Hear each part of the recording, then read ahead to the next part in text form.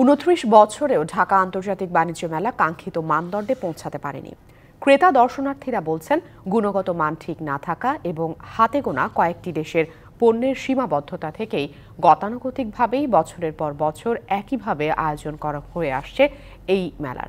তবে পরিবারের সাথে ভালো সময় কাটাতে বাণিজ্য মেলা একটি উদযাপনের জায়গা, তাই প্রতি বছরই নিয়মিত আসে বহু ক্রেতা। বাণিজ্য মেলা যেন মিলন মেলা বহু মানুষের কাছে। ঢাকার অদূরে পূর্বাচলে হওয়ায় পরিবার পরিজন নিয়ে একটি ভালো সময় কাটানোর পাশাপাশি কেনাকাটাও করতে পারছেন দর্শনার্থীরা।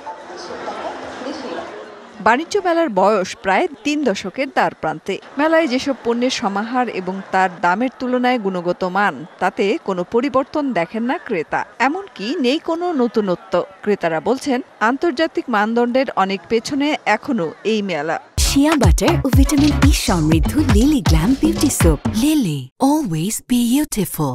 ওই রকম নতুনত্বের কোনো কিছু এখনো চোখে পড়ে নাই। আর ইন্টারন্যাশনালি আরো বিভিন্ন দেশে ওয়ার্ল্ড ট্রেডগুলো হয়, ওই দৃষ্টিভঙ্গি থেকে যদি আমরা বিবেচনা করি তাহলে এখন পর্যন্ত বহুত পিছায় আছে। দেখতে পাই না প্রতিবারের মতো এবারও এরকমই।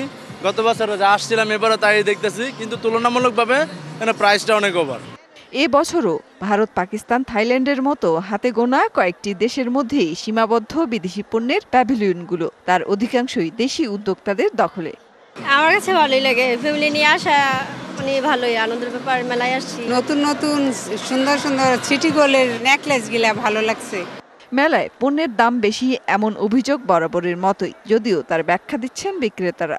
পণ্যগুলো ভালোই আছে, দাম মোটামুটি একটু বেশি। হ্যাঁ, এটা ডলারের জন্য আসলে একটা এফেক্ট করে গেছে, প্লাস আমাদের ওয়েট চার্জ অনেক বেড়ে গেছে আসলে।